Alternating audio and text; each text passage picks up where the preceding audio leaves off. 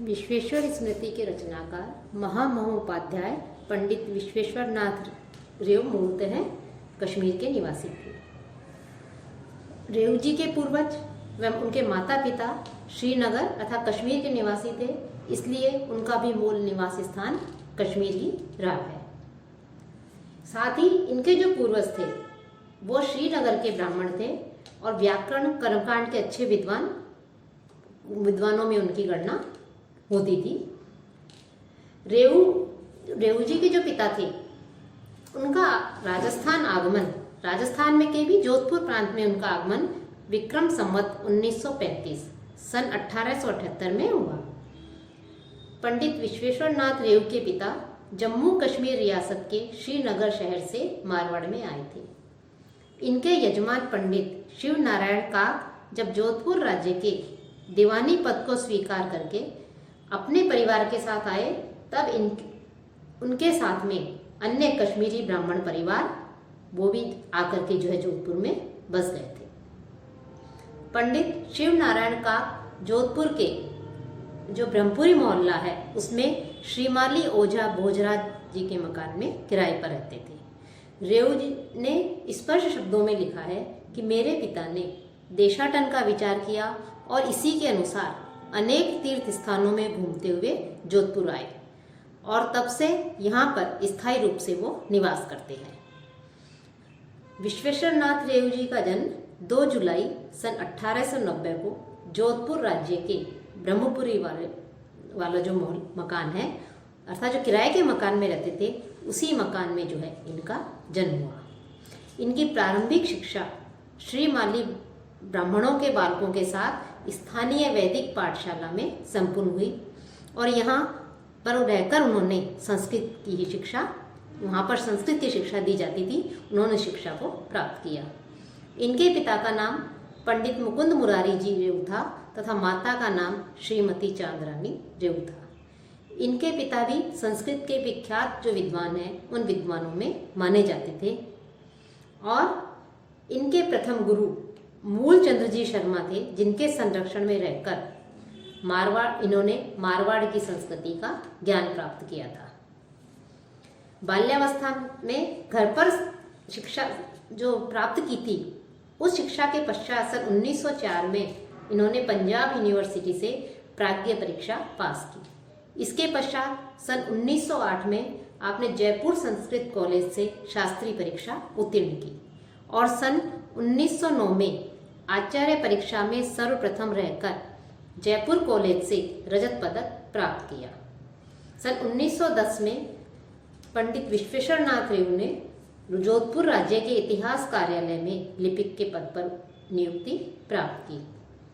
इन्होंने Bengal Asiatic society के निवेदन पर डिंगल अर्थात जो कि राजस्थानी भाषा है उसके गद्य पद्य साहित्य की प्राप्त जो ऐतिहासिक पुस्तकें थी, उन पुस्तकों की अनुक्रमणिका बनाई, जिसके लिए बंगाल एशियाटिक सोसाइटी के उपाध्यक्ष महामहोपाध्याय श्री हर प्रसाद शास्त्री CIE ने आपकी अपनी 1913 की रिपोर्ट जो थी उसमें इनकी अत्यंत प्रशंसा की और इन्हें अनेक प्रकार के जो है पुरस्कार भी इन्हें प्राप्त हुए हैं। इनके संचालन में सुमेर पुस्तकालय जो था, वो सुमेर पुस्तकालय एक सरस्वती का भंडार बन गया था, जिसमें मारवाड़ की प्राचीनतम एवं प्रामाणिक ऐतिहासिक सामग्री वहां पर एकत्र थी। इस पुस्तकालय में विद्यमान जो हस्तलिखित ग्रंथ जो कि दुर्लभ और अप्राप्य ग्रंथ हैं और उस समय के समाचार पत्रों की फाइलें एक महत्वपूर्ण सामग्री थी, जिससे जो जिज्ञासा रखने वाले थे उस विषय की और जो शोध कार्य करने वाले थे वो आकर के जो अपना शोध कार्य संपन्न कर लेते थे। ये विश्वेश्वर नाथ रेव जो है, इन्होंने इनके कार्यस्थलों में सबसे महत्वपूर्ण जो है वो सुमेर पब्लिक लाइब्रेरी जो कि जोधपुर में है, इसको माना गया है। इन्होंने अपने संपूर्ण ग्रंथ, लेख एवं जो पत्र थे वो सुमेर पब्लिक लाइब्रेरी को ही दान में दे दिए थे। पंडित विश्वेश्वर नाथ रेव की पत्नी का नाम श्रीमती कलावती और उपनाम विशन रानी रेव था। इन्होंने विश्वेश्वर जो स्मृति की रचना की थी उस विश्वेश्वर स्मृति की जो रचना थी, उस ग्रंथ का हिंदी रूपांतरण इनकी जो पत्नी कलावती थी, उन्होंने उनके इस ग्रंथ का हिंदी रूपांतरण किया था, जो कि उनकी जीवित अवस्था में पूर्ण नहीं हो सका था। यह टीका कलावती के नाम से प्रसिद्ध है। और कलावती रेव सदैव पंडित रेव जी को ग्रंथों की रचनाओं में उत्साहित करती थी और सहयोग प्रदान किया करती थी। संस्कृत साहित्य और व्याकरण इनके जो है ये विद्वान माने गए हैं।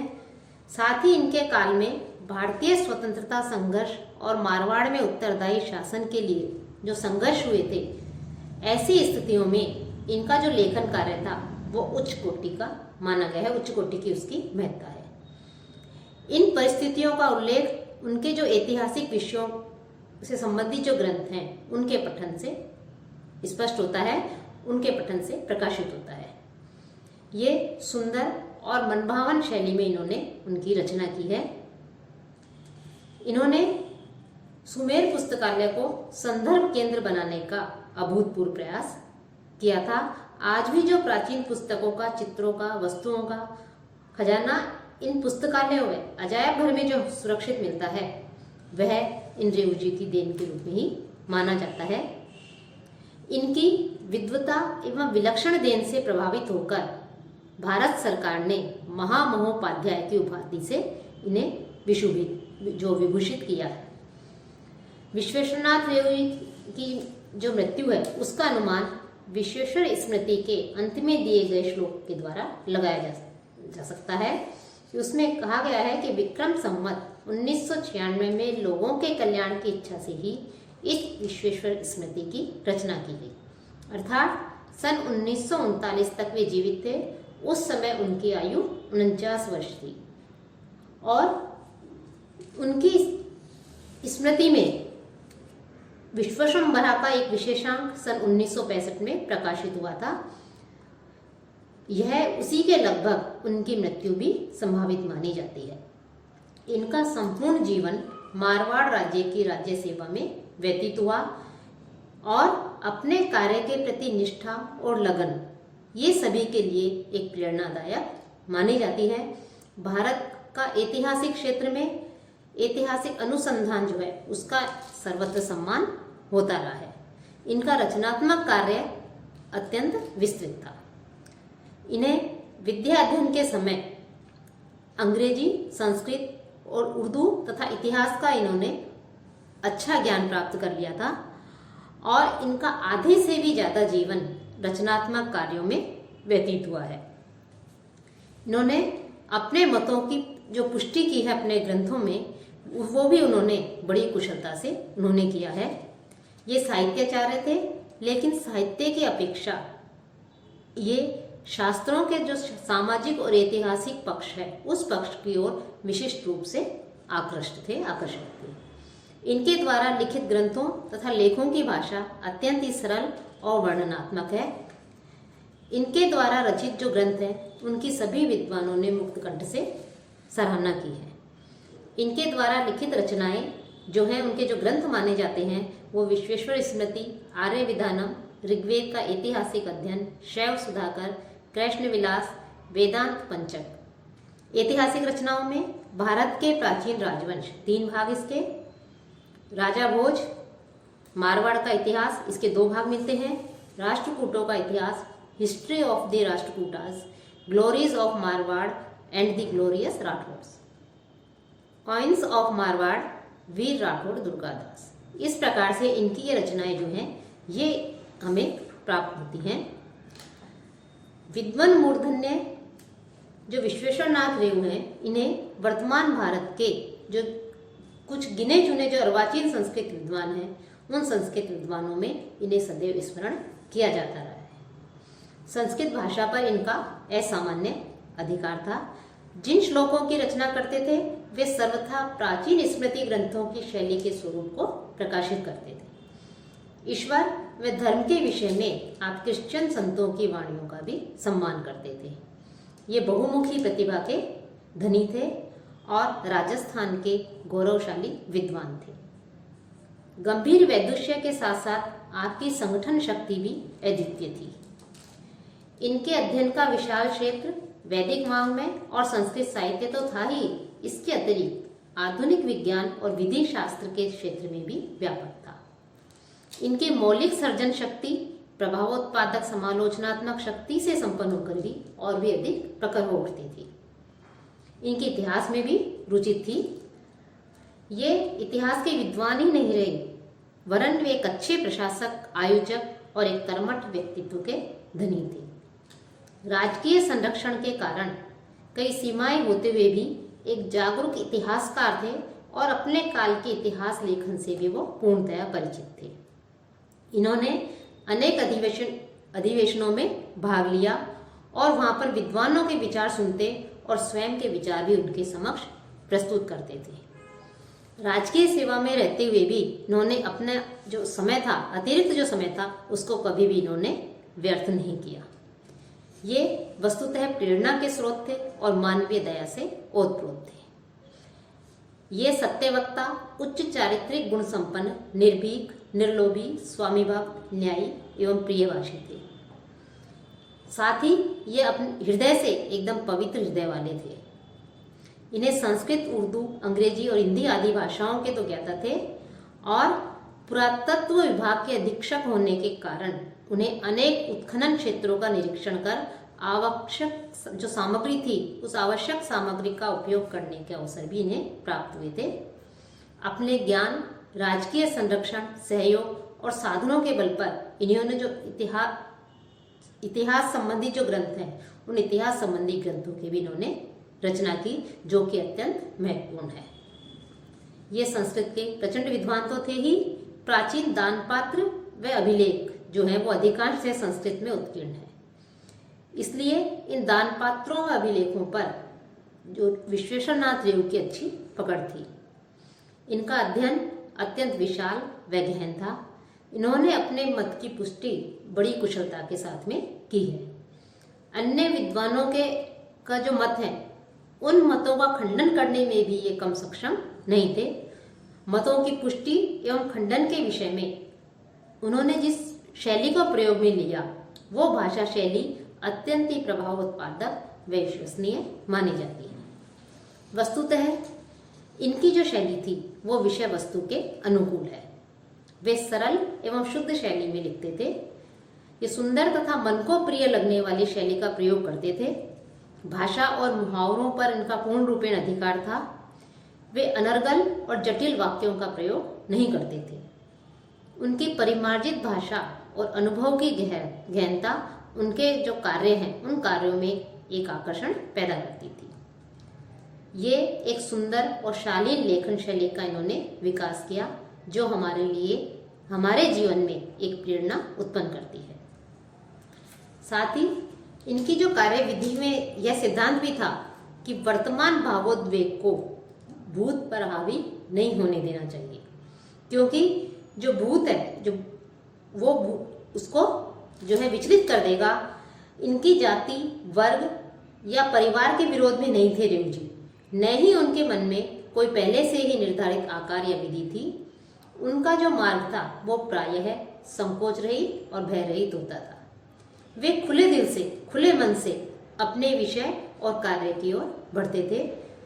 उन्हें जहाँ से भी कोई सूचना प्राप्त होती थी, उसे वे अपने ग्रंथ में प्रस्तुत करने का भरसक प्रयत्न करते थे, भरसक प्रयास करते थे। उनके द्वारा जो लिखित ग्रंथ थे, उन लिखित ग्रंथों की, चाहे वो भारतीय हो चाहे वो अंग्रेज हो, सभी विद्वान उन ग्रंथों की जो है अत्यंत प्रशंसा किया करते थे। उन्होंने मारवाड़ में अंग्रेजों के आगमन, भारत के उतार चढ़ाव, बदलते हुए राजनीतिक दृश्य, संघर्ष युगीन जो अव्यवस्था थी और जो अनिश्चितता थी, उसके साथ साथ अंग्रेजों के छल कपट एवं और क्षेत्र पर उनके राजनीतिक प्रभुत्व जो है उसका निर्लिप्त भाव से इन्होंने अपने जो ग्रंथ हैं, अपने जो साहित्य है, उसमें इन्होंने वर्णन किया है। उन्हें जो कुछ भी विभिन्न स्रोतों से प्राप्त हुआ उसे उन्होंने लिखा। उनके लेखन में विशाल मूल स्रोतों तथा पारंपरिक इतिवृत्तों व वंश वृक्षों से लेकर ऐतिहासिक इमारतों, शिलालेखों, सिक्कों, कल्पित कथाओं, परंपराओं और गाथाओं का इन्होंने कुशलतापूर्वक प्रयोग किया है। इनके मतानुसार सत्य की खोज ही इतिहास है। कोई हित या किसी प्रकार का पक्ष अथवा भय इन्हें इनके पद से विचलित नहीं कर सकता था। ये जो है अपने कार्यों में अपनी रचना करने में, साहित्य से संबंधित हो चाहे वो इतिहास से संबंधित हो, उन सभी रचनाओं को लिखने में ये पूर्णतः निपुण थे, कुशल थे। ये जिस भी प्रकार की रचना करते थे उस रचना के द्वारा जो है ये सम्मान की दृष्टि से उस रचना में इतनी कुशलता से उसका वर्णन करते थे, इतनी कुशलता से उसका निर्माण करते थे, इसकी रचना करते थे कि इनके जो रचना थी वो अत्यंत ही प्रभावोत्पादक और विश्वसनीय मानी जाती थी। तो इस प्रकार से महामहोपाध्याय पंडित विश्वेश्वर नाथ रेऊ जो हैं, इन्होंने ये मूलतः कश्मीर के निवासी माने गए हैं, लेकिन इनका जो कार्य क्षेत्र है, कार्यस्थल वो जो है जोधपुर माना गया है। और वहाँ रहकर इन्होंने अनेक ग्रंथों की, शिलालेखों की जो है हस्तलिखित जो ग्रंथ है उनकी उनको जो है उन ग्रंथों को जो है एक तरह से संभाल करके रखने का एक महत्वपूर्ण कार्य किया है। सुमेर पुस्तकालय में जो है उन्होंने उसको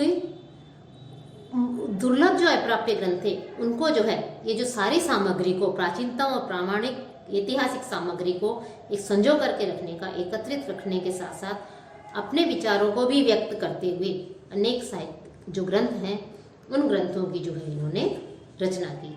और इनका जो है प्रमुख जो है कह सकते हैं कि इनका जो धर्मशास्त्र है उस धर्मशास्त्र साहित्य को भी प्रमुख रूप से देन कहा जाता है।